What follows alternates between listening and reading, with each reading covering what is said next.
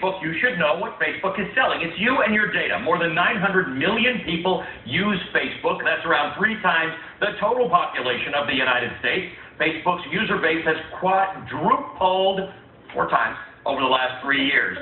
Facebook has 100 billion friendships. Users leave 2 billion likes and comments each day. 2.7 billion, actually. Facebook is also the world's largest photo sharing site. Users upload 250 million photos every day. All that data allows Facebook to offer highly targeted advertising. In 2009, Facebook made 98% of its money from ad sales. That's dropped to 85% last year.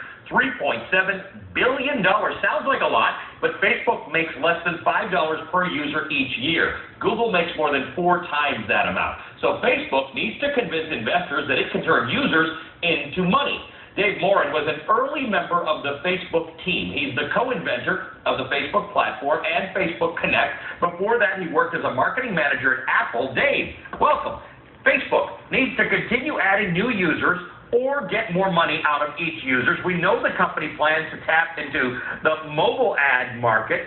But how does post-IPO Facebook grow well, not alienate users? Because it's got to poke into them a little bit more, not to use a Facebook term, but it's got to get into their business even more. Well, I think that the important trend to take a look at right now is the shift to mobile devices and to the mobile internet. The desktop internet was really only about 1.5 billion personal computers, and the data says that there's about 5.5 billion mobile subscribers in the world today. And so, in terms of growth, Facebook really has to start looking at the shift towards mobile and looking towards users that are on the mobile side instead of just focusing on the desktop. And I think they're starting to do that, but that's really where the growth is going to come from. All right, I'm an avowed Facebook admirer. I'm not that much of a user, but I love the concept. I love what it could represent. But what I get a lot of on Twitter and criticisms that the tech world is full of companies that failed in the internet space. Right now, Facebook has the edge. So did AOL once, and MySpace. AOL and MySpace, we don't talk about all that much. So what does Facebook do to make sure that not only it's in the right space, which it probably is, as you described, but that it dominates that space forevermore? Well, I think that Facebook's focus on the user first and creating a really core utility for sharing information and communicating, that's been a big part of Facebook's success so far. That's sort of how they won against competitors in the past.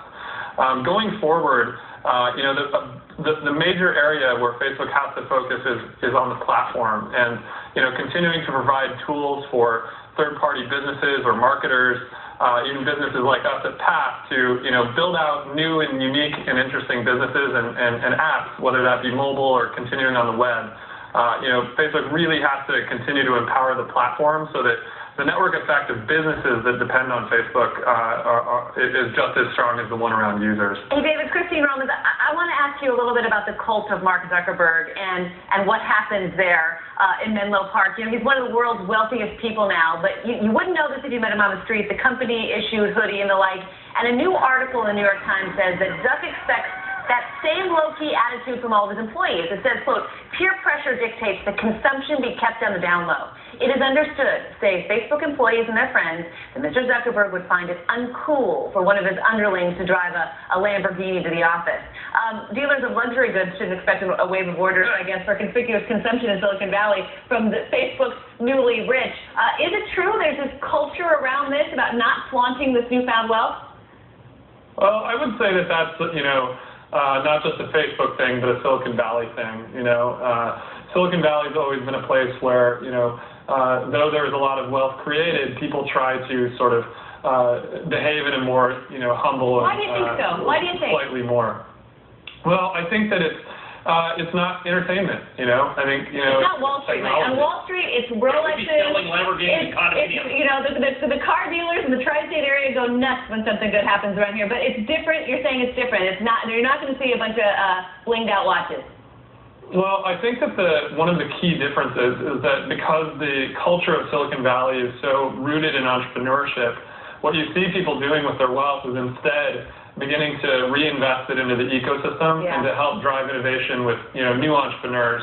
And I think that the second thing that you actually see quite a lot of is philanthropy.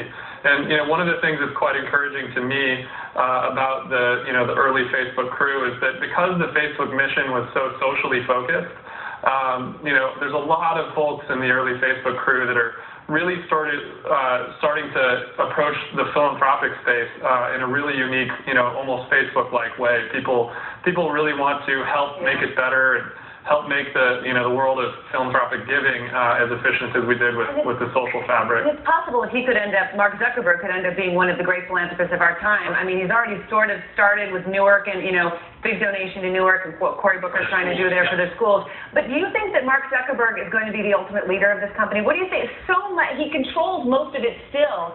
Is he the right leader for a Facebook that's now public and going to keep going or try to keep growing? Well, I'll answer both questions. I think that Mark could quite possibly end up one of the great philanthropic leaders of all time. His co-founder, Dustin Moskovitz, has already, pledged to give away most of his wealth, not when he dies, but before he dies, very aggressively. He just started Good Ventures, which is a big new philanthropic foundation. So I think you're seeing the leadership not just say that, but start to take actions in that direction.